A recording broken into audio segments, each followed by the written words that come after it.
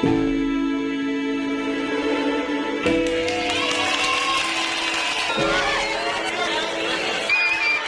kababayan, sa lahat ng ginagawa natin ito at mga gagawin pa, mataas ang aking kumpiyansa na malalampasan din natin ang hamon ng ating pinagdadaanan. Hindi tayo titigil sa paglalaban sa kahirapan at sa paghahanap ng lunas upang maibalik sa normal ang presyo ng bilihin, lalo na ang bigas.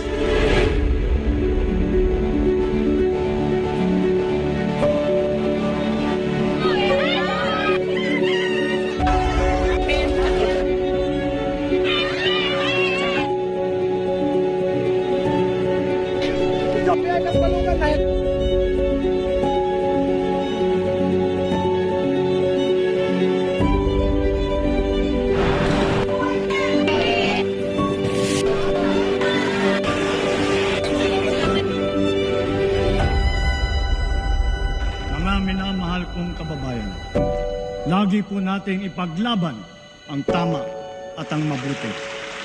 Lagi po nating mahalin ang Pilipinas. Lagi po nating mahalin ang Pilipino.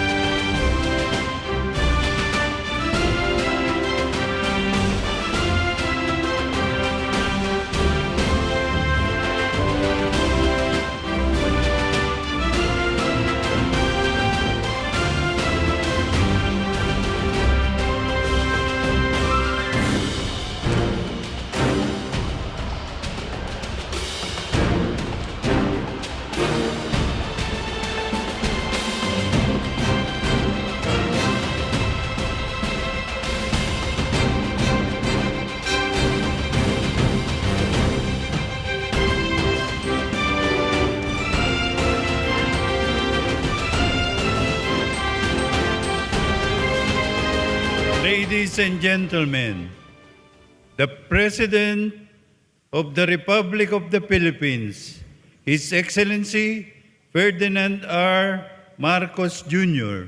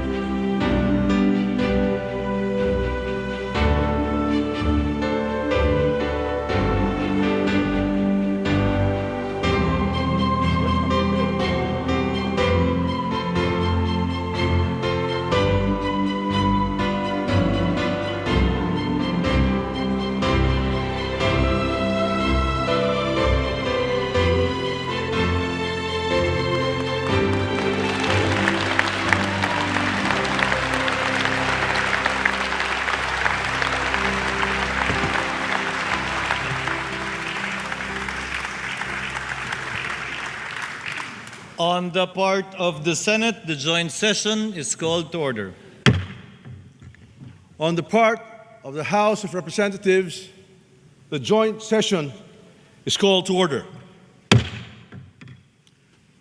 Please remain standing for the singing of the Philippine National Anthem to be led by Mr. Safronio Vasquez III.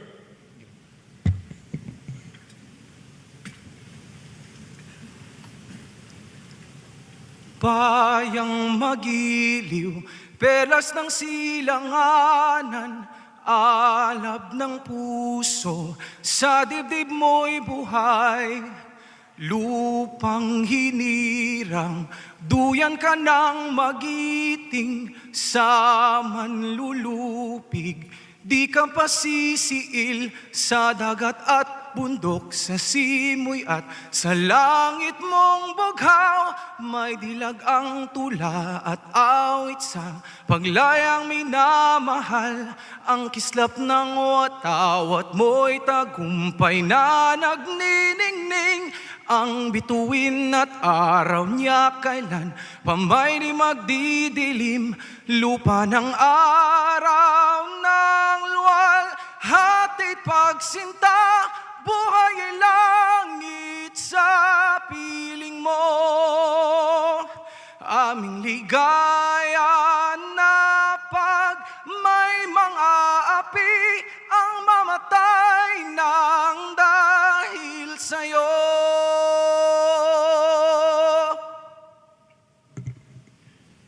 Please remain standing for the nation's prayer.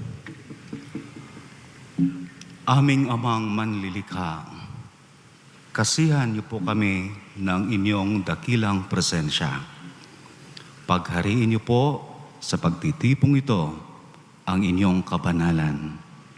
Buksan niyo po ang aming isipan, siyasatin at dalisayin ang aming kalooban.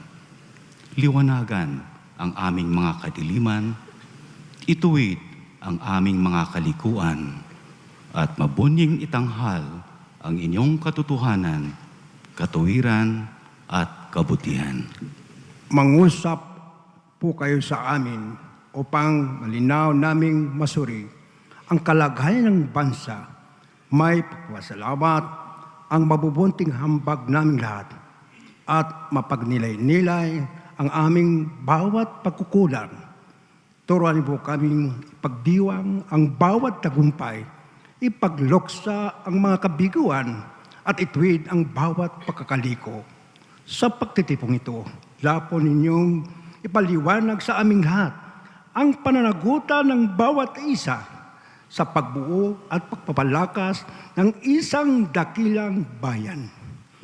Turuan niyo po kaming higit pang lumalim, lumawak, at tumaas ang pagkaunawa at pagtupad sa banal na layon ng pamumuno at pamamahala. Patuloy niyo pong ipabatid at idiin ang pananagutan sa inyo at sa sambayanan ng bawat isang opisyal ng gobyerno at pinuno ng mga sangay nito. Matagpuan niyo nawa kaming lahat, pinuno at pinamumunuan, na lalo pang puspusang nagtutulungan sa pag-angat at pagsusulong sa bayan tungo sa magandang kinabukasan.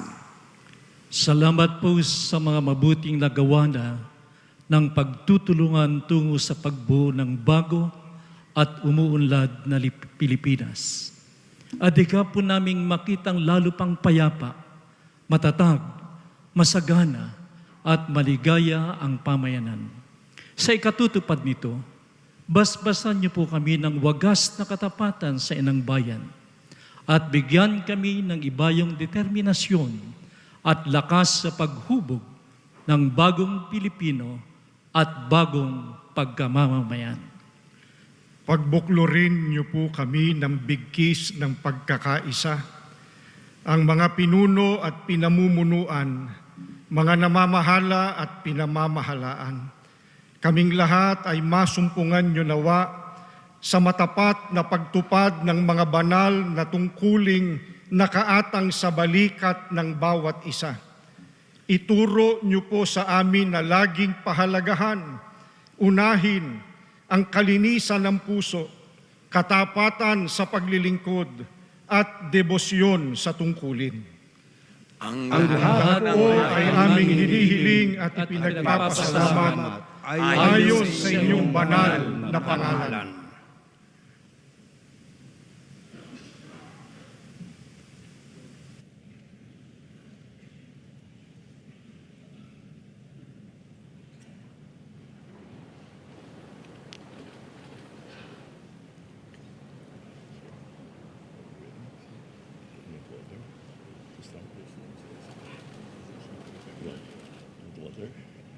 Okay, we'll go for it. Ladies and gentlemen, honorable members of the Congress of the Philippines, His Excellency Ferdinand R. Marcos Jr., President of the Republic of the Philippines.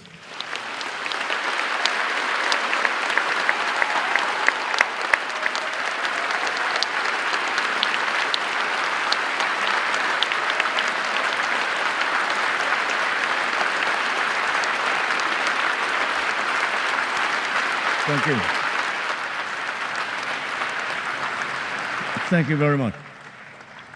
Allow me to greet the former President, President Gloria Macapagal Arroyo, Senate President Chis Escudero, and the honorable members of the Senate, House Speaker Ferdinand Martin Romualdez, and the honorable members of the House of Representatives, Chief Justice Alexander Gesmundo, and the honorable justices of the Supreme Court, His Excellency, the Most Reverend Charles John Brown, and the esteemed members of the Diplomatic Corps, Executive Secretary Lucas Bersamin, and the members of the Cabinet, First Lady Luisa Araneta Marcos, and the members of the Marcos family, other distinguished guests, ladies and gentlemen.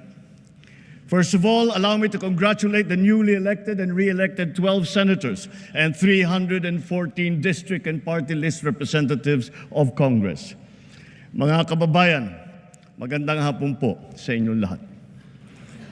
Makasaysayan ang katatapos na halalan nitong Mayo. Kaya pinaparating ko ang aking buong pusong pagpupugay sa ating mga kababayan, lalo na sa mga kabataang botante. Sa atin lahat dito, isang tabi na natin ang ating pagkakaiba at magkasundo na sa tatlong bagay na nagbibigkis sa atin. Sa ating pagiging Pilipino, ang ating pagiging makabansa, at ang ating sinumpaang tungkulin sa taong bayan. Malinaw sa akin ang mensahe ng naging resulta ng halalan. Bigo at dismayado ang mga tao sa pamahalaan, lalo na sa mga pangunahing serbisyo. Ang leksyon sa atin ay simple lamang. Kailangan pa natin mas lalong galingan. Kailangan pa natin mas lalong bilisan. Kung datos lang ang pag-uusapan, maganda ang ating ekonomiya, tumaas ang kumpiyansa ng mga negosyante. Bumaba ang inflation, dumami ang trabaho.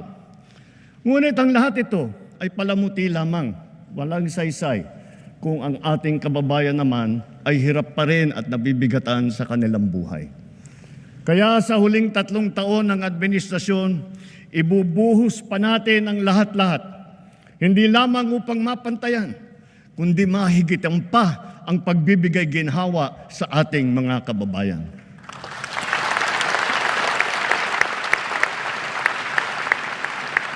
Hindi na ako magpapaligoy-ligoy pa. Maayos na hanap buhay talaga ang mabisang pantiyak laban sa kahirapan at laban sa gutom. Dumarami ang mga nalilikhang hanap buhay sa ating bansa ngayon. Magpupursige ang DOLE, DTI, DSWD, kasama pati ang DOT, at mga kaugnay na ahensya sa paghahanap ng paraan at ng mga oportunidad para sa natitirang 4% ng ating puwersang manggagawa na hanggang ngayon ay walang trabaho. Ipagpapatuloy natin ang pagbibigay ng puhunan sa mas marami pang negosyante para makapagsimula ng maliit na negosyo o micro-enterprise sa mababang interes at walang kolateral. Pati na rin ang kapital at proteksyon para sa mga yamang isip.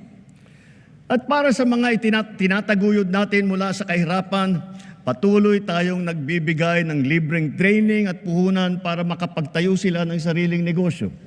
Hindi tayo titigil hanggang halos 2.5 milyon maralitang pamilya ay matutulungan natin na magkaroon ng kanilang sariling maliit na negosyo.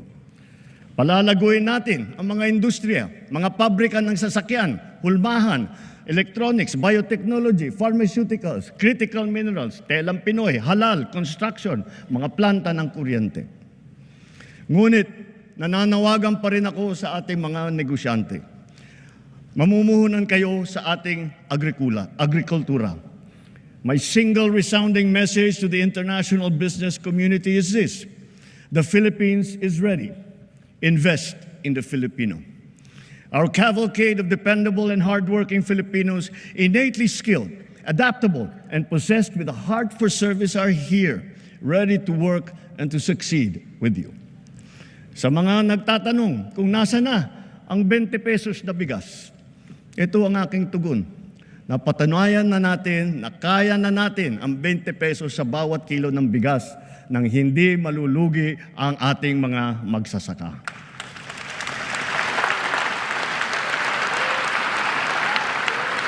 Kamakailan lamang ay matagumpay nating nailunsad ito sa Luzon, Visayas at Mindanao, kagaya sa San Juan, Pangasinan, Cavite, Occidental Mindoro, sa Cebu, sa Bacolod, sa Guimaras, Siquijor, Davao del Sur. At dahil sa ilalaan nating 113 bilyong piso upang palakasin ang mga programa ng DA, ilulunsad na natin ito sa buong bansa sa pamamagitan ng daan-daang kadiwa store at center sa iba't ibang lokal ng pamahalaan. Binabalaan ko ang mga trader na magtatangkang magmanipula ng presyo ng palay o ng bigas o manloloko ng mga magsasaka. Hahabulin namin kayo dahil ang trato namin sa inyong ginagawa ay tinuturing naming economic sabotage.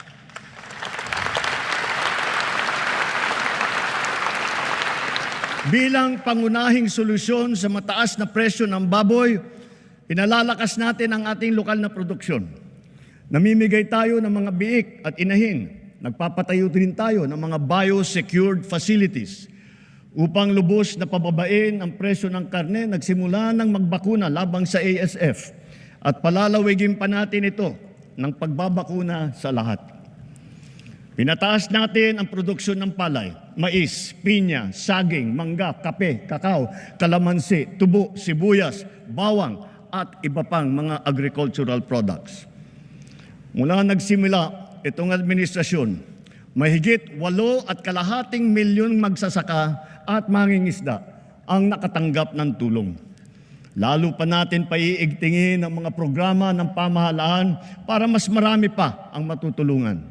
Libo-libong kilometro ng farm-to-market road na ang ginawa na at libo-libong kilometro pa ang pinapasinayaan.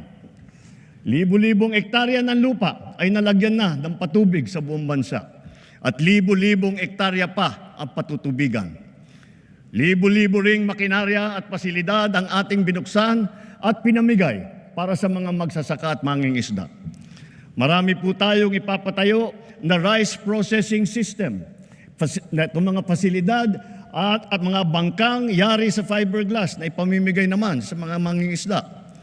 Lahat ng ito ay sumusuporta sa kanila mula paghahanda, sa pagpunla, pag-ani, pagbiyahe hanggang sa pagbenta. Milyong-milyong Pilipino ang umaasa sa puno ng niyog bilang pangunahing kabuhayan. Mula ngayong taon, hindi bababa sa 15 milyong hybrid at mataas na klaseng mga binhi ng niyog ang ating itatanim sa iba't ibang panig ng Pilipinas. At itutuloy natin ito hanggang 100 milyong puno na ng niyog ang ating maitatanim sa buong Pilipinas.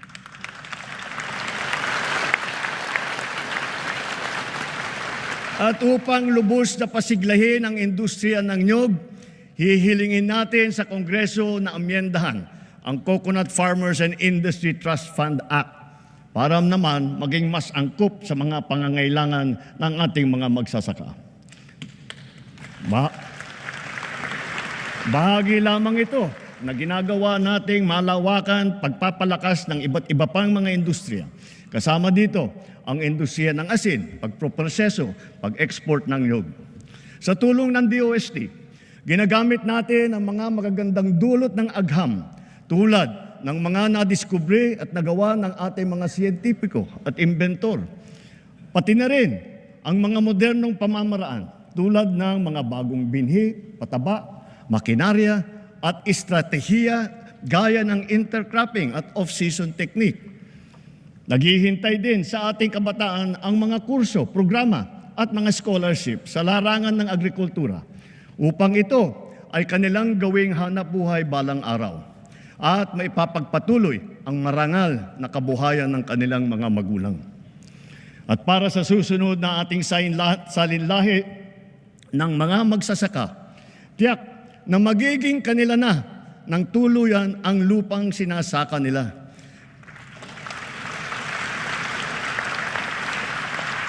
Kasalukuyang pinabibilis ng DAR ang pamamahagi ng mga CLOA at ng mga e-title, pati na yung mga COCROM bilang patunay na wala ng utang ang mga benepisyaryo ng agrarian reform.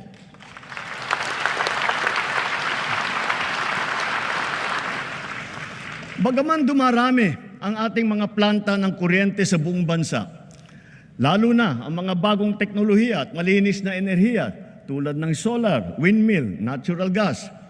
Bagaman kilalang-kilala na tayo sa buong mundo dahil sa pagpapahalaga natin sa renewable energy, naririyan pa rin ang mga problema sa enerhiya na damandama ng bawat Pilipino. Kagaya ng 3 milyong kabahayan na wala pang kuryente. Palagi ang brownout at ang mataas na presyo ng kuryente. Kaya binibilisan nating mabigyan ng koneksyon at pinapalakas palalo ang kakayahan ng ating gumagawa ng kuryente. Pagpasok ng administrasyong ito, mahigit 5 milyon ang mga bahay na wala pang kuryente. Sa loob ng 3 taon, 2.5 milyong kabahayan ang ating nakabitan na may kuryente na sila. Sa susunod na 3 taon, halos 200 planta ang ating tatapusin. Ito ay may kakayahan magpailaw sa 4 na milyong kabahayan o sa mahigit na 2,000 pabrika o sa halos 7,000 tanggapan at negosyo. Hahabulin at tutuparin ng DOE at NEA ang natatakdang dami ng mga kabahayang makakabitan ng kuryente ngayong taon hanggang 2028, lalo na sa Quezon, sa Camarines Norte, sa Palawan, sa Masbate, sa Samar, sa Negros Occidental, sa Zamboanga del Sur. At sa pagtatapos ng 2028, dagdag na mahigit 1 milyong kabahayan pa ang magkakaroon na rin ng kuryente sa pamamagitan ng solar power home system. Para lalo pang makatipid ang ating mga kababayan at maipagbili ang anumang sobrang kuryente nila, isusulong na ng Department of Energy ang net metering program at pabibilisin din ng ERC ang proseso ng pag-aproba nito. Habang inaayos natin ang komplikado nating sistema ng enerhiya sa bansa upang maipababa ang presyo, pinapalawig pa natin ang lifeline rate. Bukod sa mga miyembro ng 4P, kasama na rin ngayon ang mga pamilyang nasa listahanan na maliit lamang ang kinikita at ang konsumo naman ay hindi lumalampas sa lifeline rate. Hindi ko palalampasin ang nangyari kamakailan sa Siquijor. Dahil sa malawakang brownout, napilitan pang magdeklara ng state of calamity sa lalawigan. Naperwisyo nito ang mga taga roon, ang kanilang turismo, kanilang negosyo, ospital, sari-saring serbisyo. Sa ginawa nating investigasyon, ano yung ating natuklasan? Mga expired na permit, mga sirang generator na halatang napabayaan, kaya sunod-sunod na bumibigay, mabagal na aksyon at kawalan ng maayos na sistema ng pagbili ng krudo at ng mga pyesa. ipinag-utos ko sa DOE, NEA at ERC na pabalikin sa normal ang serbisyo ng kuryente sa Siquijor bago matapos ang taon. Titiyakin namin na maitatag agad ang mga pasilidad para sa pangmatagalang lunas sa kanilang problema sa kuryente. Hindi na dapat ito maulit muli. Iimbestigahan ang naging kapabayaan nito at ang iba pang mga katulad na kaso sa buong bansa. Dapat nilang ayusin ang pamamahala ng mga kumpanya ng kuryente at ipag-utos ang pag-refund kung kinakailangan. Tulad ng pagkain, nakasalalay ang buhay natin sa tubig. Marami tayong mga malalaking proyekto na nakalakat-latag para sa butihing supply at malinis na tubig sa buong bansa. Meron din tayong mga makabagong sistema upang salayin ang tubig at gawin itong malinis para mainom, lalo na para doon sa mga taga-isla. Ganun pa man, marami kaming natatanggap na reklamo na hindi man lang daw umaabot ang tubig sa kanilang mga gripo. Sa lawak ng reklamo, lampas 6 na milyong consumer sa buong bansa ang kasalukuyang naapektuhan. Nakita ko na ang report. Kaya't ginagawa ng LUA ngayon ang mga mabisang hakbang laban sa palpak na serbisyo ng mga water district at kanilang mga joint venture partners.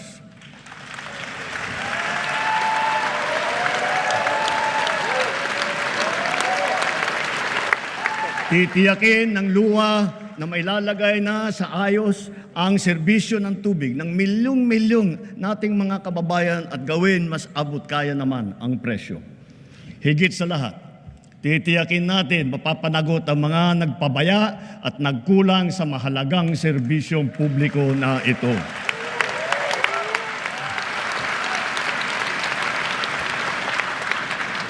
Malinaw sa atin ang tumambad na realidad tungkol sa ating mga kabataan ngayon.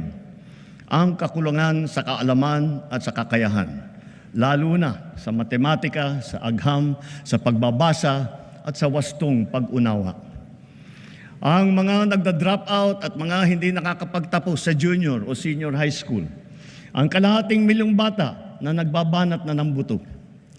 Kung tayo ay nagpupundar ng malaki para sa infrastruktura, mas malaki pa ang ipupundar natin para sa ating mga mamamayan.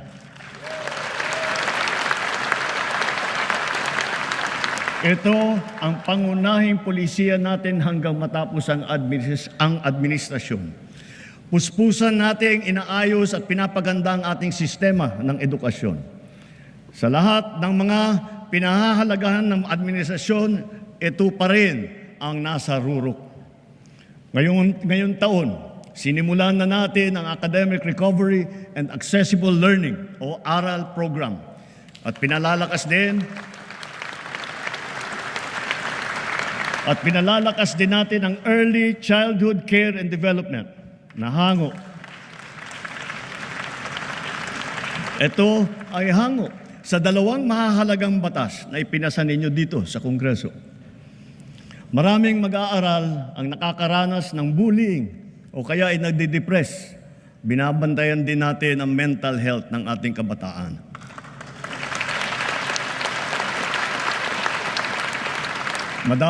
Magdadagdag tayo ng mga school counselor na magsisilbing sanggunian at gabay nila. Naglaan tayo ng 1 bilyon para makapagtayo ng mahigit 300 barangay child development center at bulilit center sa buong bansa. At ang pinaka-priority ay yung mga nangangailangan na puok na malalayo. At pauna lamang yan, unti-unti nating tutugunan ang matinding kakulangan sa daycare center na nabinbin mula pa noong 1990.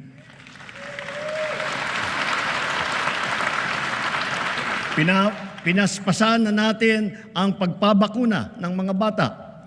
Sa DOH, kumpletuhin na natin ang bakuna para matapos na sa lalong madaling panahon na kumpleto na lahat ng ating mga anak ay nabakunahan na.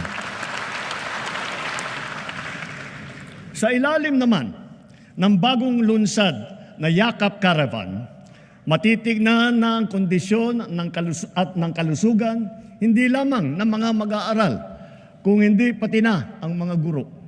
Mabibigyan sila ng libreng medical check-up, libreng lab test tulad ng cancer screening at libre na gamot. Sa nakaraang 3 taon, halos 22,000 silid-aralan ang nabuksan na. Hihigitan pa natin ito dahil talagang nakakaawa ang ating mga mag-aaral. Hindi na natin dapat nabibitin ang oras nila sa klase dahil sa kakulangan ng classroom.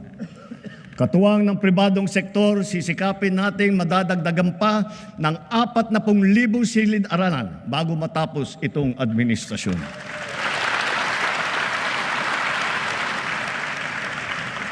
Maglalaan tayo ng sapat na pondo para rito. Alang-alang sa mga ating mag-aaral, hihilingin ko ang buong suporta ng ating Kongreso.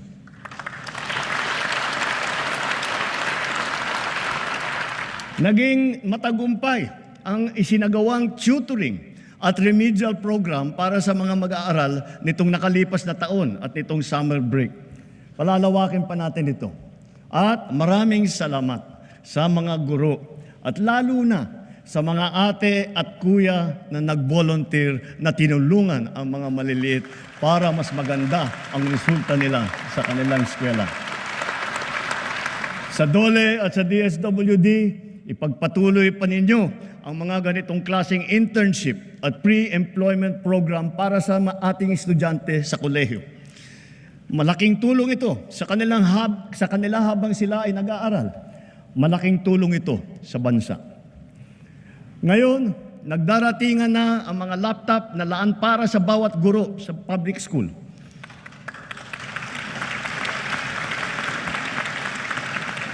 Tiniyak natin na walang anomalya sa pagbili ng mga laptop na ito.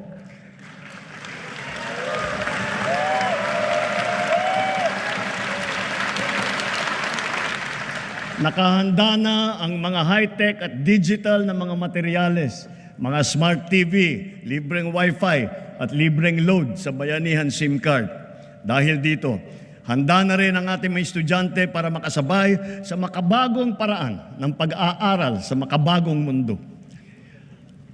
Ang pinakamahalaga sa sistema ng edukasyon ay ang ating mga mahal na guro. Asahan po ninyo na hindi gagawing sukatan ng galing ninyo o ng performance ninyo ang dami lamang ng estudyante na inyong ipinapasa, kundi ang dami ng mag-aaral na inyong pinapahusay at pinapataas ang ambisyon sa buhay.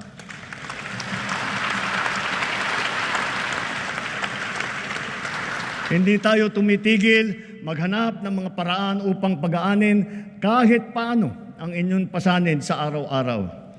Nagdagdag tayo ng 60,000 teaching item at nakapagbigay pa ng trabaho para sa ating mga lisensyadong guro. Tinanggal na natin ang halos 100 dokumentong kailangan ninyong atupagin noon na wala namang kinalaman sa inyong pagturo. Gagawin na rin nating digital ang mga natitira pang papel na kailangan ninyong asikasuhin. Para pwede na ninyong itong gawin online, diretso na mula sa mga bago ninyong laptop.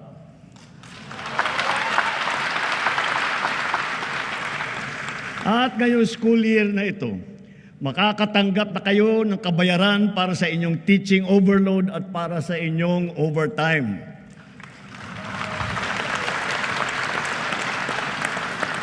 Napatunayan na nating mabisa ang TechVoc. Kaya unti-unti nang pinapasok sa senior high ang TVET ng TESDA. Ibig sabihin nito, ang mag-aaral ng senior high school pa lamang, makakapili na siya kung bookkeeping, agribusiness, electrical, graphic design, ang kanyang napupusuang larangan. Diretsong pagka-graduate, pwede na kaagad na maghanap buhay kung gugustuhin.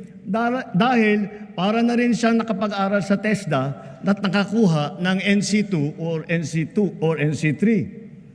Kung tutungtong naman sa kolehiyo, nakahanda ang malaking pondo para sa pagtutusto sa libreng pampublikong edukasyon sa kolehiyo. Pati na rin ang mga subsidy at financial assistance para sa mas higit pang nangangailangan ng estudyante. Taon-taon, mahigit 2 milyong estudyante ang nakakapag-aral ng libreng kolehiyo sa bansa. Mula umpisa ng administrasyong ito, dinagdagan pa natin ng 260,000 estudyante ang nakinabang dito.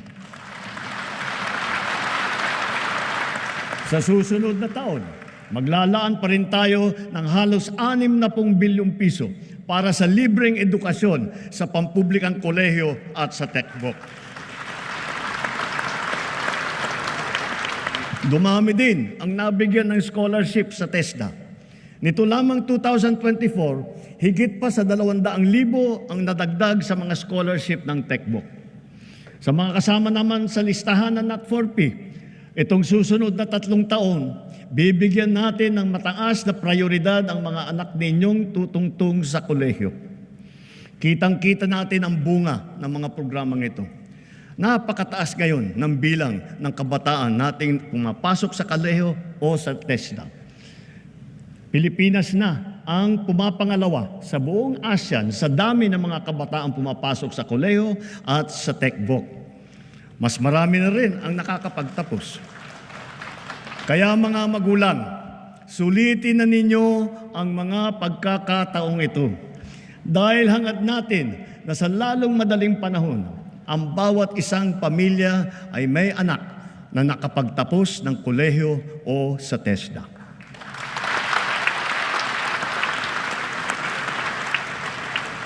Kung kalidad lang din ang pag-uusapan, hindi nagpapahuli ang mga universidad at kolehiyo natin dito sa bansa. Mula sa 22 noong 2022, ngayon 114 na sa kanila ay kinikilala sa buong mundo. 6 na po nito ay public school. At bilang natatanging pagkilala, gagawaran natin ng Presidential Merit Scholarship ang mga high school graduate na makakakuha ng matataas na honor.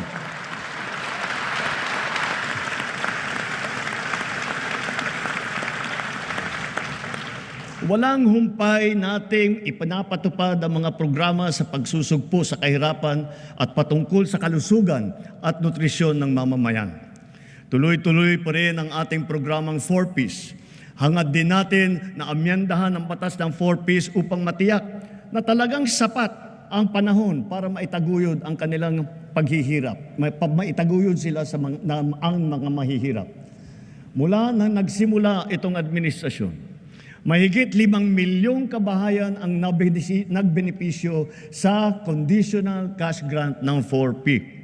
Mas maganda pa ang balita na sa 3 taon, halos 1.5 milyong pamilya ang gumanda na ang buhay. Kaya nakakapag-graduate na sa program ng 4Ps. Batid natin lahat ang mga kababayan natin na namumuhay sa lansangan. Sila ang pinakanangangailangan ng tulong ng pamahalaan. Sa ating mga LGU, hanapin ninyong lahat na ipasok silang lahat sa 4Ps at sa iba pang mga programa ng DSWD para naman maitaguyod natin sila at magsimula na ang kanilang paglakbay tungo sa pag-unlad ng kanilang buhay.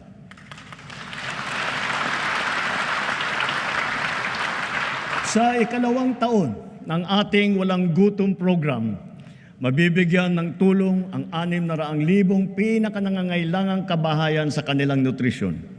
At sa 2027, dadamihin pa natin sa 750,000 kabahayan ang maaabot ng feeding program natin. Pinapagpatuloy ng DSWD at ng DepEd ang feeding program nila para sa mga daycare center sa pampublikong paaralan at nakapagbigay ng masustansyang pagkain at gatas sa mahigit 3.2 milyong mag-aaral sa buong bansa.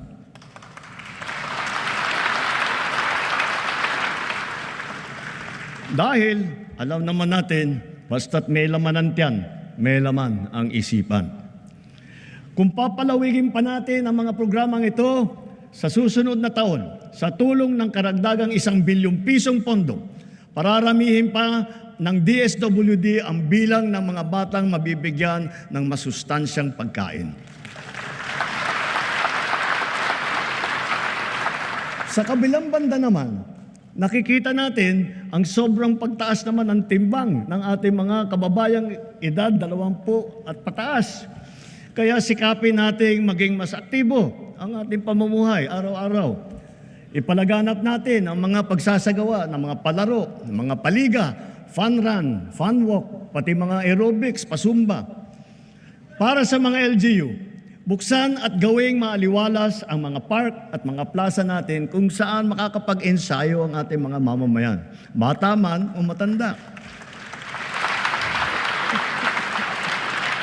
Magpatupad tayo ng mga car-free Sunday tulad ng ginagawa sa ilang lungsod na dito sa Metro Manila, sa Baguio, sa Cebu, pati sa Iloilo at Davao. Bilang pagsuporta rito, simula ngayon, bubuksan ng Philippine Sports Commission sa publiko ang kanilang mga track and field oval sa Pasig, Maynila at Baguio upang makapag-jogging na kayo ng libre. Magbubuhos tayo ng todo suporta sa mga palaro at mga atleta sa buong bansa. Halimbawa, ang palarong pambansa at ang Batang Pinoy Games na gaganapin sa General Santos City ngayong Oktubre. Bubuo tayo ng bagong pambansang programa para sa sports development. Uumpisahan natin ito sa paaralan pa lamang. Ibabalik natin ang mga sports club at magsasagawa tayo ng mga palaro at intrams sa lahat ng pampublikong paaralan. Naririyan na ang ating Philippine Sports Commission at saka ang PAGCOR upang tiyakin ang patuloy na pagtaguyod at pagsuporta sa ating mga programang pampalakasan ng mga atleta sa buong bansa.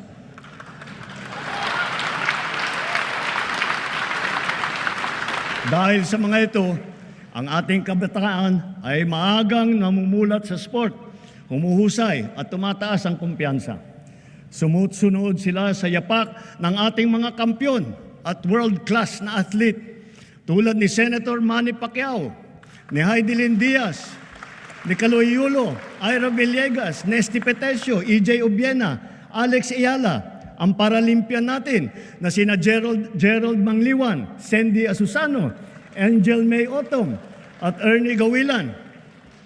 Sama na rin natin yung bago nating kampyon, si PNP Chief Nick Torran.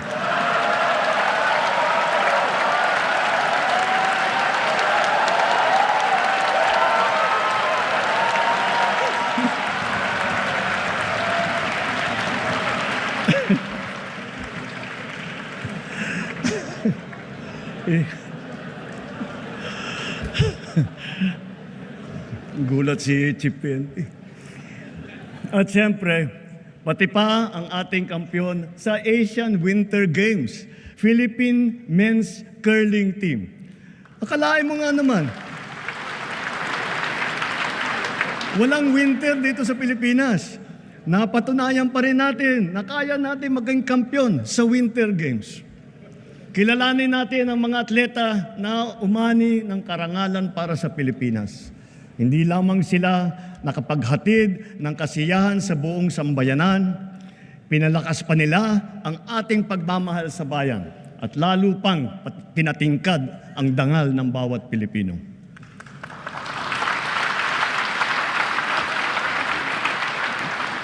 Dito sa atin, mahal magkasakit. Mahal ang gamot. Kulang ang paggamutan. Walang doktor, lalo na sa mga liblib ng mga bayan. Kaya mula nang nagsimula ang administrasyon, ito ang tinutukan natin. Kasama ng edukasyon at pagsugpo sa kahirapan. Sa loob ng 3 taon, pinarami natin ang mga pampublikong ospital at specialty center. Nariyan na rin ang 53 bukas center sa 32 lalawigan sa bansa. May libreng check-up, x-ray, lab test at iba pa. Ito ay para sa agarang serbisyong outpatient na hindi na kailangan magpa-confine pa sa ospital. Asahan ninyo, marami pa ang ating bubuksan na bukas.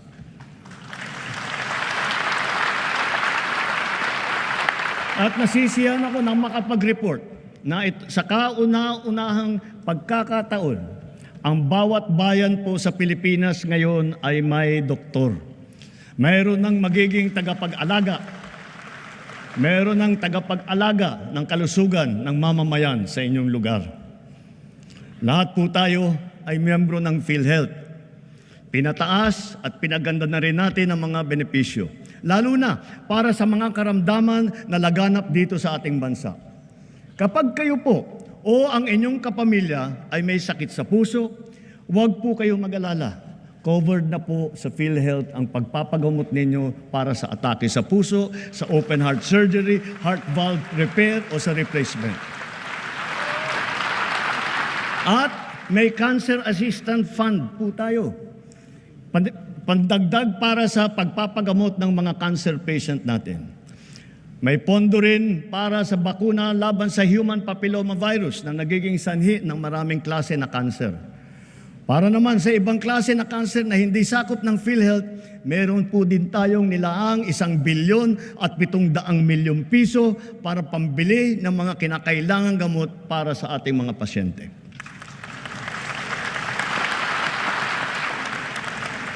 Sa mga nagdadialysis, ang mga session ninyo na 3 beses sa isang linggo, libre na sa buong taon.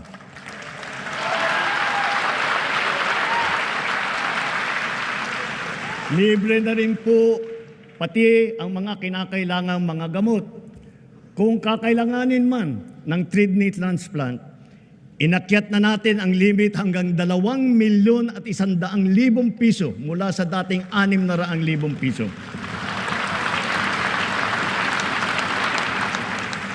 At ngayong taon, covered na rin ng PhilHealth ang mga serbisyo at gamot pagkatapos ng operasyon ng kidney transplant. Kung kailangan talaga na magpa-transplant, huwag po kayong matakot sa gastos dahil sagot na ng PhilHealth. At kung magkakasakit na malubang dengue ang inyong anak, itinaas po natin sa 47,000 piso ang sagot ng PhilHealth. Ang pagtatanggal ng katarata ay inakyat na rin ang limit sa 187,000 na piso mula 16,000 piso. Pati ang mga sari-saring serbisyong outpatient, kasama rin po ngayon ang PhilHealth. Kapag may kailangan kayong dalhin sa emergency, huwag po kayong mag-atubiling itakbo sa ospital. Covered na rin po yan ng PhilHealth. Kapag lumabo ang mata ng inyong anak at kailangan magpasukat ng grado, pati na rin ang pagpapagamot nila laban sa malnutrition, ito rin ay covered na rin ng PhilHealth. At para sa mga PWD, sakop na rin ng PhilHealth ang inyong therapy at rehabilitasyon, pati na rin ang mga mahahalagang kagamitan pang suporta para sa inyo. Pinabibilis pa natin ang proseso ng pagbayad ng PhilHealth sa mga ospital at mga klinika para naman siguradong maayos at hindi naantala ang kanilang serbisyo sa mga pasyente. Maaasahan pa rin ng mga pasyente ang medical assistance program kung kulang ang pambayad sa ospital. Mula pumasok ang administrasyong ito, nakapaghatid ito ng tulong sa higit 11.5 milyong Pilipino. Higit sa lahat, padadaliin pa natin ang proseso ng medical assistance dahil ipapasok na po ito sa ating eGov app. Mga kababayan, asahan po ninyo, ginagawa natin lahat para matulungan kayo na magpapagaling at lumakas. Ngunit batid natin ang mga realidad sa mga pampublikong ospital. Kanya-kanya ang bili ng medical supply. Kanya-kanyang lakad ng medical assistance para sa bill na hindi kayang bayaran. Kaya sa lahat ng aking binanggit na mga haligi na itaguyod na natin, Ang bahaging sasagutin ng PhilHealth, ang sari-saring pondo na pamahalaan para sa medical assistance kagaya ng MAIP, PCSO at PAGCOR, at ang karagdagang pondo na ibibigay pa natin sa mga DOH hospital, areglado na ang lahat sa ospital pa lang. Wala nang kailangan pang puntahan o lapitan pa. Ito po, itinuloy na po natin ang zero balance billing. Libre po.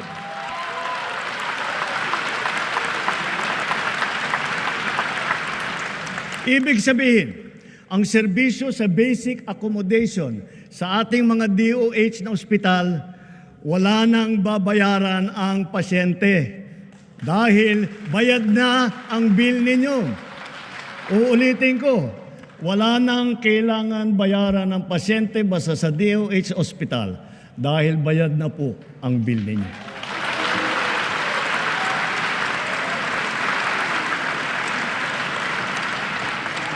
Asahan ninyo, pagpapatuloy ang malawakang programang pang-infrastruktura ng administrasyon. Ang mga naglalakihang proyekto ay nakalatag sa buong kapuluan. Mga daan, tulay, tren, paliparan, pantalan, patubig at murang pabahay. Ilan dito matatapos ngayong administrasyon na ito. Ang iba naman makukumpleto pa at mararamdaman ang dalang ginhawa pagkatapos pa ng aking termino. Nagpupundar po kasi tayo para sa kinabukasan. We are not building only for today. We are building also for tomorrow.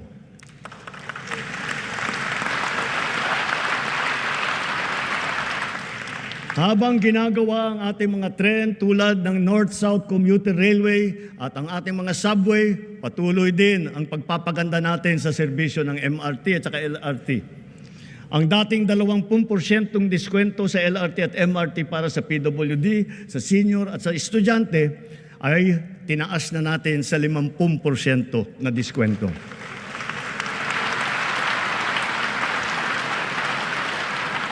Mayroon na po tayong 1+3 Pamilya Pass. Ito ay tuwing linggo para naman may konti pang matitipid ang pamilya sa kanilang pamamasyal at sa kanilang pagsimba. Ang tinatawag na dalyan ng mga tren na binili noong pang 2014 at hindi pa nagamit ay sinimulan na nating mapaganda at mapatakbo sa MRT. Halos 50 dagdag ng karwahe ang natenga ng 10 taon. Sayang yung pera, sayang yung isang buong dekada. Pero ngayon, naayos na natin. Ang 3 bagon ay nagagamit na ngayon. Asahan ninyo, ang ilan sa 45 ay magagamit na rin natin bago matapos ang taong ito. At ang iba pa ay susunod sa susunod na mga taon. Magtatanong ako sa iba sa inyo, naalala pa ba ninyo yung tinatawag nating love bus? Ito yung popular na pampublikong bus sa Metro Manila na sinimulan noong 1970s. Ngayon, hindi lang natin ibabalik ang love bus, gagawin pa natin itong libre.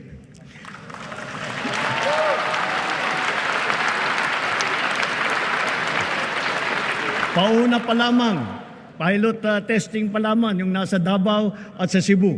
Susundan pa ito ng ibang mga lugar sa Visayas at sa Mindanao. Bago matapos ang taon, magsisimula na ang Bataan-Cavite Interlink Bridge. Ang tulay na ito ay 32 kilometro ang haba na tumatawid na ang Manila Bay. Sabit. Kung ang biyahe ngayon mula Mariveles hanggang Naik ay umaabot ng 5 oras, balang araw ito ay magiging 45 minuto na lamang.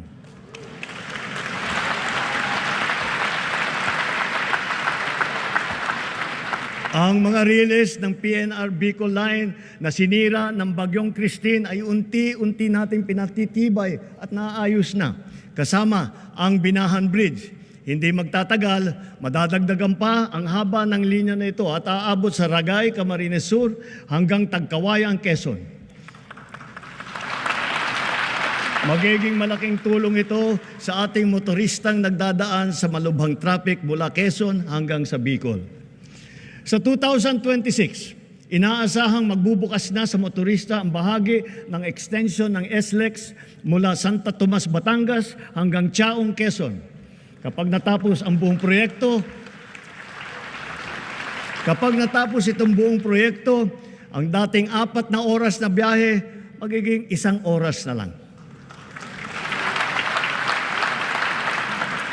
Kaya inaatasan ko ang DOTR at DPWH na bantayang mabuti ang mga proyekto sa kahabaan ng Quezon patulak ng Bicol at tiyakin tama ang kalidad, matibay at nasa takdang oras ang pagtatapos.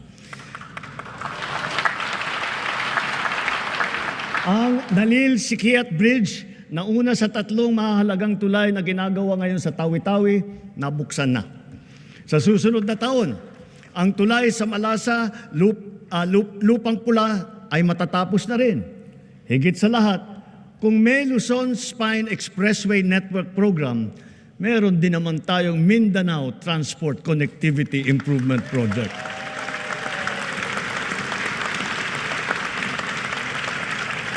Sa proyektong ito, aayusin natin ang mga pangunahing daan na nag-uugnay sa Cagayan de Oro, sa Davao, General Santos na may haba na 428 kilometro.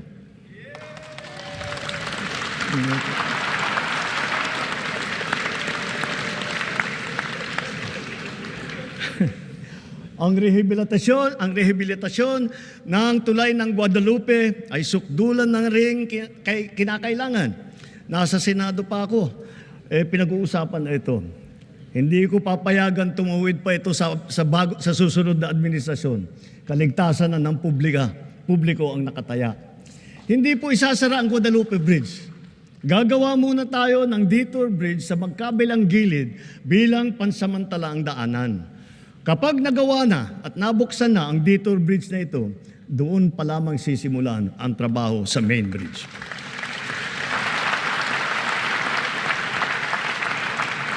At sa kabila ng mga higanteng tulay na ito, huwag natin kaliligtaan ang mga hanging bridge sa iba't ibang lugar sa ating bansa. Mahalaga ang mga ito sa pang-araw-araw na buhay ng publiko, lalo na yung mga guro at ang ating mga estudyante. Ilan ang nababalitaan kong insidente na pagbagsak ng mga tulay na ganito. Halimbawa, yung nangyari sa Midsalip, Zamboanga del Sur at sa iba pang mga lugar. Kawawa naman ang mga kababayan natin walang kamalay-malay na nabiktima at nasasaktan. Na pawang mga batang mag-aaral at kanilang mga guro. Sa DILG, DPWH at OPAPRO, buntahan ninyong lahat ng mga ito at suriing mabuti ang kondisyon. Sa tulong ng pamana at iba pang mga programa, ayusin at kumpunihin nating agad lahat sila. Sa mga proyekto, hindi natin papayagan at palalampasin ang mga katiwalian sa pangangasiwa.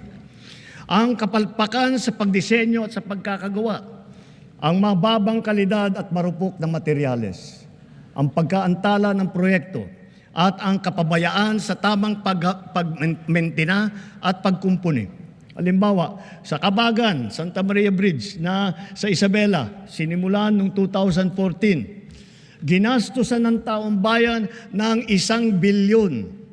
10 taon tinayo. Nung binuksan, ilang araw pa lang, giba na agad. Napakamahal. Ang tagal ginawa. Ang bilis na sira. San Juanico Bridge naman, 50 taon na nakatayo pa rin hanggang ngayon. Ganun siya katibay. Ngunit nakaligtaan naman ang wastong pagmentina at pagkumpuni sa pagdaan ng mga dekada. Nalagay patuloy sa panganib ang publiko. Hindi po dapat ganito. Sa Build Better More, hindi ang kapakanan, higit ang kapakanan at kaligtasan ng mamamayan ang napakamahalaga. At ang mga proyekto, tama dapat ang disenyo. Mataas dapat ang kalidad, natatapos sa takdang oras, at naaalagaan at namimintina na mabuti.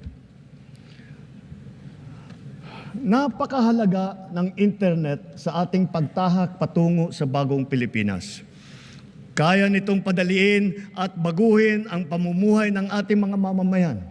Hindi lang ito para sa may kaya o para lamang sa mga bata. Ito ay kailangan na ng lahat. Natapos na ang Phase 1, 2 at saka 3 ng ating National Fiber Backbone Project na magpapalakas at magpapabilis sa ating internet.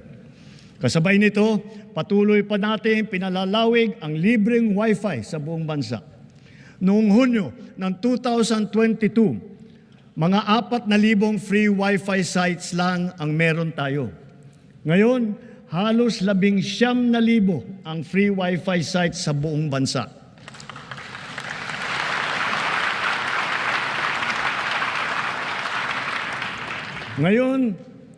Ngayong taon din, nagsimula na tayong mambigay ng mahigit 1 milyon na SIM card na may libreng data para sa ating mga eskwelahan, lalo na sa mga nasa liblib na puok. At dahil pag pinaganda at pinabilis natin, dadami pa ang mga bagong tore at cell site sa mga gida. Ngunit kulang pa rin ang mga ito. Halos 12,000 pampublikong paaralan pa ang walang internet. Kaya sinusiguro ng DICT at ng DepEd na bago matapos ang taong ito, magkakaroon na ng koneksyon ng internet ang lahat ng pampublikong paaralan.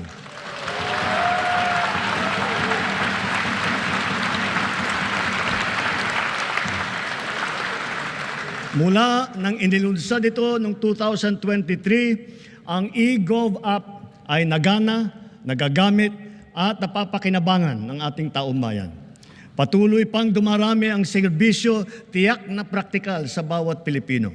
Ngayon, mahigit 40 serbisyo ng pamahalaan kasama ng mga LGU ang nasa eGov app. Gamit ng app, maaari nang gawin at ayusin ang sari-saring mga serbisyo at proseso ng pamahalaan na dati ay pinipilahan pa natin ng ura-urada. Ang renewal ng driver's license para sa PhilHealth, para sa Pag-ibig, para sa GSIS, yung mga dokumento na kailangan ng ating mga OFW, sa immigration at customs, sa declaration sa airport, kahit ang paggawa ng biodata hanggang paghahanap ng trabaho. Mga government ID natin, kasama ng national ID at marami pang iba. Hindi magtatagal, magkakaroon na rin para sa NBI clearance, beep card para sa MRT at saka LRT, at e-TIN na galing naman sa BIR. Kaya i-download nyo na po ang eGov app. Sa pinagsama-samang serbisyo sa isang mobile app, ang pamahalaan ay talagang mas malapit na at nasa inyo ng mga kamay.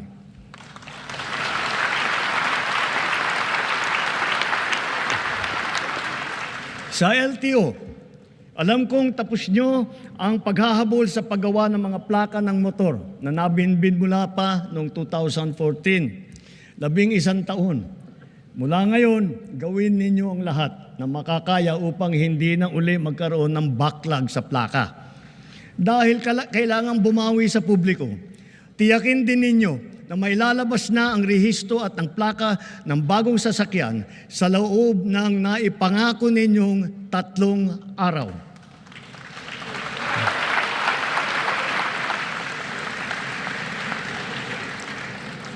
Ang kapayapaan ay mahalagang pundasyon ng bagong Pilipinas. Kaya pinapatatag natin ito kasabay ng ating pag-unlad. Patuloy tayo sa pagpapatibay ng ating kapulisan at sandatahang lakas. Ang mga armamento, sasakyan, pandigma at sandata ng ating kapulisan at sandatahang lakas ay patuloy na dadagdagan, angkop sa layuning modernisasyon at komprehensibong pagtanggol ng ating kapuluan. Ang libo-libong mga nag-alsa dati laban sa pamahalaan, nagbagong buhay na at nagbabalik loob na. Tinataguyod natin kasama ang kanilang pamilya. Katuwang ang pribadong sektor, pinapaunlad din natin ang kanilang pamayanan at naglalatag tayo ng mga daan, patubig at marangal na hanap buhay. Bukod sa programang panghanap buhay, nagpagawa tayo ng mga health station, mga silid-aralan, mga water system, street light, na ngayon napapakinabangan ng mahigit 13 milyong Pilipino na ngayon ligtas na mula sa kaguluhan.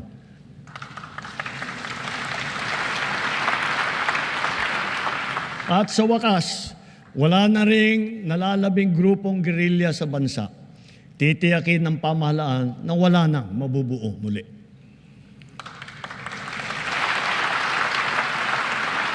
Magkakasangga ngayon ang AFP, PNP at mga dating rebelde sa pagpapanatili ng kaayusan at kapayapaan sa BARM. Kaya naman, ang lipunan natin ngayon ay mas mapayapa, mas mapangalaga rin sa karapatang pantao, anuman ang edad, kasarian, kondisyon o pangkat. Ngunit, kahit pa sinasabing bumababa ang antas ng krimen sa bansa, walang ibang magpapalubag ng pangamba at pagkabahala lalo na sa ating mga biktima mismo ng kriminalidad. Kaya ang puwersa ng ating kapulisan ay nagbabantay at rumoronda na para nararamdaman ng taong bayan. Sila ay riresponde sa tawag ng tungkulin sa loob lamang ng 5 minuto.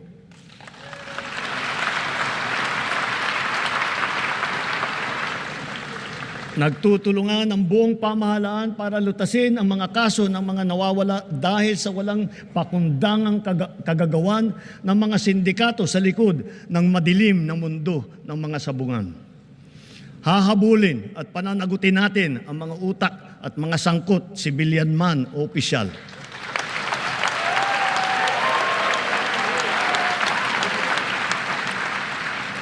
Kahit malakas, mabigat o mayaman, hindi sila mangingibabaw sa batas. Higit sa lahat, ipararamdam natin sa mga salarin ang bigat ng parusa sa karumal-dumal na krimen ng mga ito.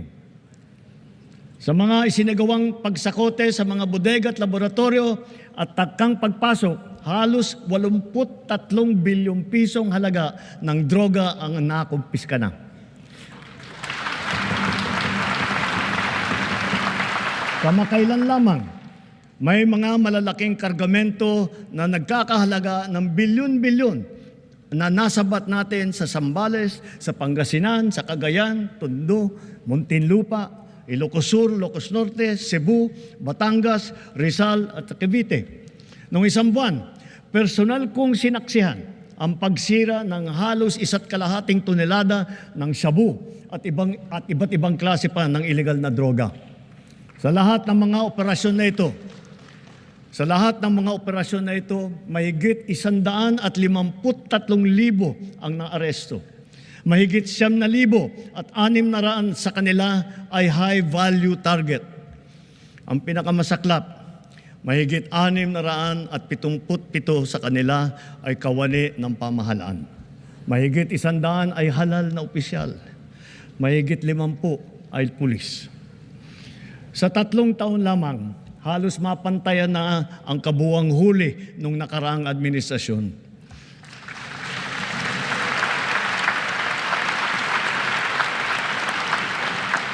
Sa kabila ng mga ito, tila nagbabalikan daw ang mga pusher. Kaya patuloy ang ating mga operasyon laban sa mga drug dealer, sila man ay big time o small time. Ngayon, masasabi natin na mataas na ang tingin ng buong mundo sa Pilipinas dahil maayos, patas at mahinahon tayong nakikitungo sa iba't ibang mga bansa. Tumutupad din tayo sa ating mga kasunduan at sa mga batas at panuntunan na pandaigdig na komunidad.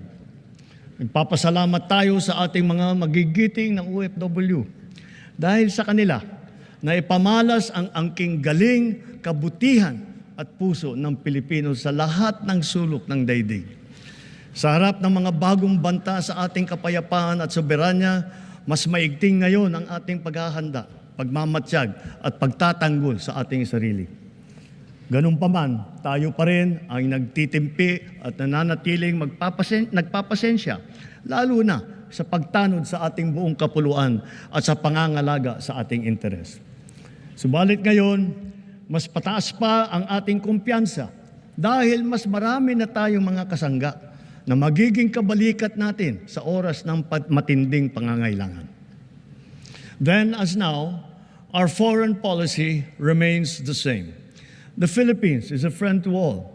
The Philippines is an enemy to none. That will be our main focus as we, the Philippines, host the ASEAN Summit in 2026.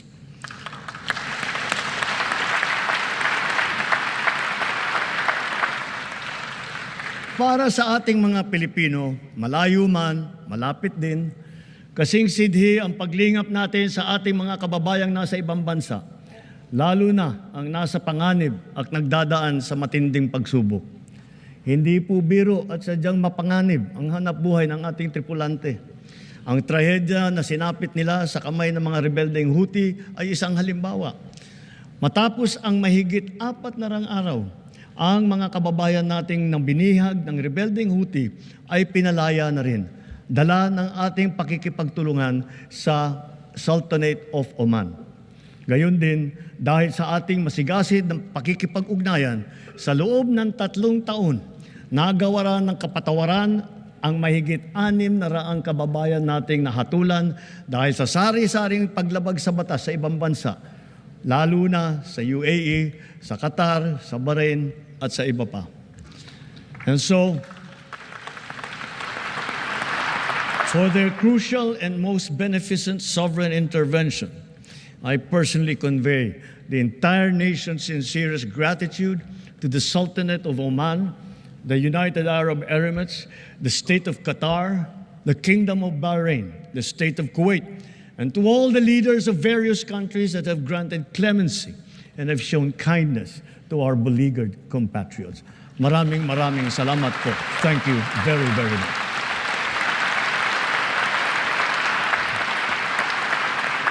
Masigasig din ang ating paghahanda at pagmamatyag laban sa banta ng sakuna at kalamidad, lalo na sa bagong normal at nagbabagong klima na nagbubugso na panahon. Ngayong Hulyo, 4 na bagyo na ang dumaan sa atin. Sabi ng Pag-asa, mga 12 pa ang nagbabantang papasok sa bansa hanggang Disyembre. Sa 24 nating aktibong bulkan sa bansa, 4 ang kasalukuyang nag-aalboroto, lalo na ang Kanloon sa Negros. Hindi tayo dapat tumigil sa ating mga ginagawang paghahanda dahil ang banta ay patuloy na naririyan. Dapat ay maging likas at automatic na ang mga wastong gawi sa tuwing may sakuna. Dahil sunod-sunod ang mga sakuna. Lalo na ang bagyo, mahalagang itanim ang prinsipyo na continuous improvement kung saan tayo ay natututo sa palaging humuhusay at sa bawat karanasan. Nareremedyohan kung saan tayo nagkulang at saan natin dapat galingan pa. Kasama ng mga mahalagang infrastruktura, dadagdagan pa natin ang mga makabagong evacuation center ng ating naipatayo na. Hindi na dapat pang gamitin bilang evacuation center ang ating mga paaralan.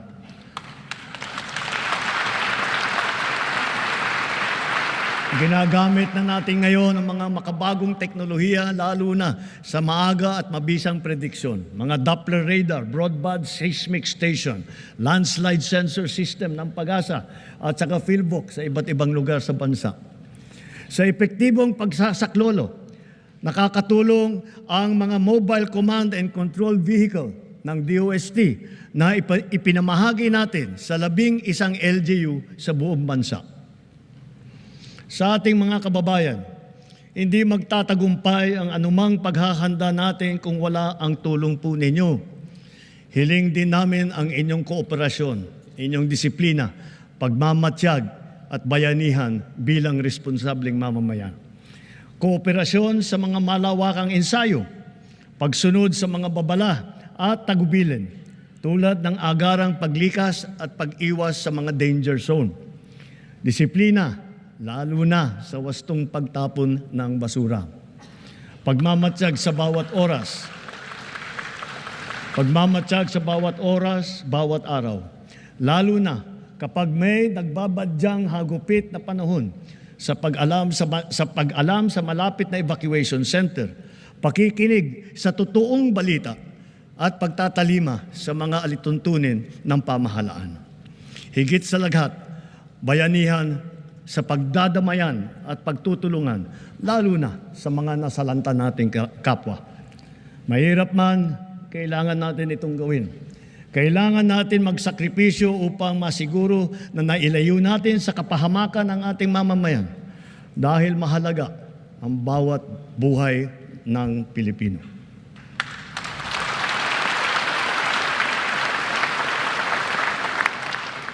Kamakailan lamang, nag-inspeksyon ako sa naging epekto ng habagat ng bagyong Krising, Dante at Emong. Kitang-kita ko na maraming proyekto para sa flood control ay palpak at gumuho. At yung iba, guni-guni lang. Huwag na po tayo magkunwari. Alam naman ng buong madla na nagkakaraket sa mga proyekto.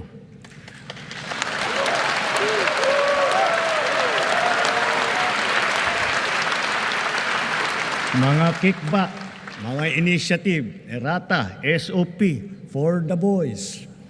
Kaya sa mga nakikipagsabwatan upang kunin ang pondo ng bayan at nakawin ang kinabukasan ng ating mga mamamayan, mahiya naman kayo sa inyong kapwa Pilipino.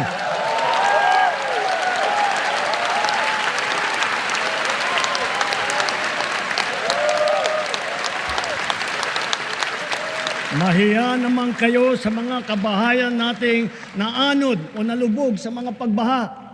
Mahiya naman kayo, lalo sa mga anak natin na magmamana sa mga utang na ginawa ninyo nang binulsan nyo lang ang pera.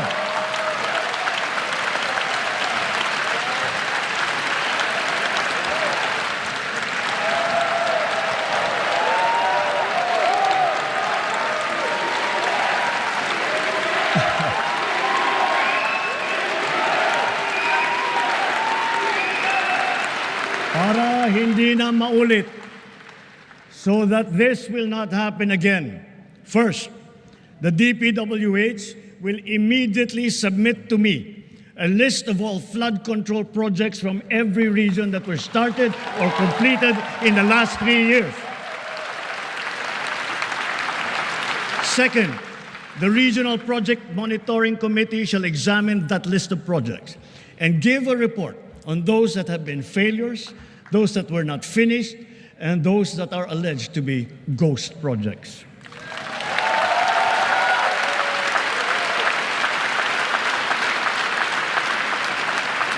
And third, we will publish this list.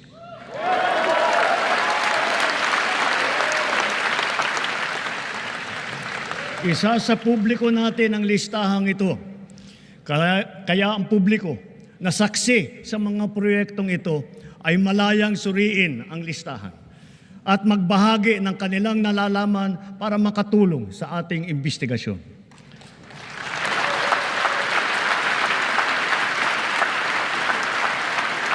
At the same time, there will be an audit and performance review regarding these projects to check, to make sure, and to know how your money was spent.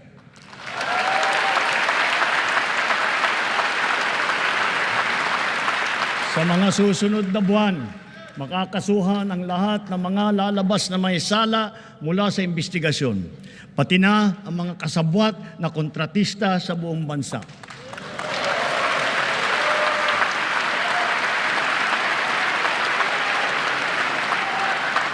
Kailangan malaman ng taong bayan ang buong katotohanan. Kailangang may managot sa naging matinding pinsala at katiwalian.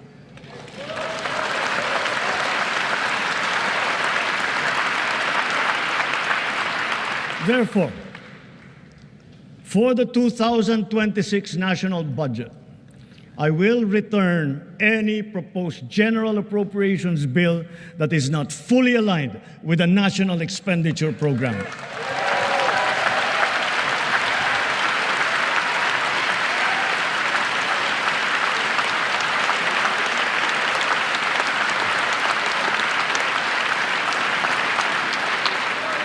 And further, I am willing to do this even if we end up with a reenacted budget.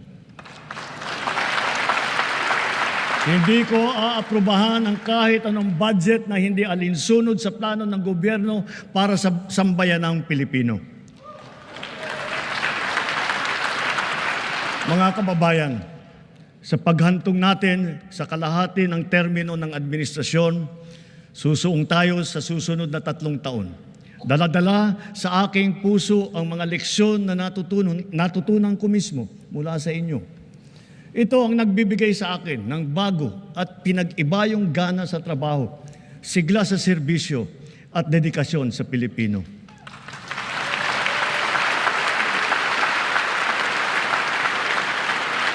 Huwag nating hayaang malihis ang ating pagtuon at pagtahak sa landas ng kaunlaran dahil nasa abot tanaw na natin ito. Ito ang ating dapat na pagtulungan. Ito ang ating dapat na pinagtutunguhan. At kayang-kaya natin ito marating at maisakatuparan. Sa wika ng ating bayani, only he who, from whatever position he occupies, whether high or low, strives for the greatest good possible for his fellow man, possesses true patriotism. Alam po natin sa ating puso kung ano ang tama, kung ano ang mali, kung ano ang mas mahalaga at mas makakabuti sa sarili, sa pamilya at sa ating bayan. Sa mga matitinding hamon na binabato at hinaharang ng ating mundo ngayon, nasa likod ninyo ang pamahalaan. At huwag tayong matakot. Huwag tayong titiklop. Huwag tayong mawawalan ng pag-asa. Dahil ang Pilipino ay likas na matapang, magaling, masipag, matibay, at mabuti.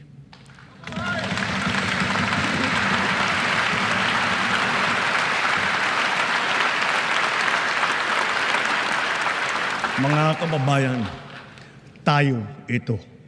Tayo ang bagong Pilipino. Mabuhay po kayo at magandang gabi po sa inyong lahat.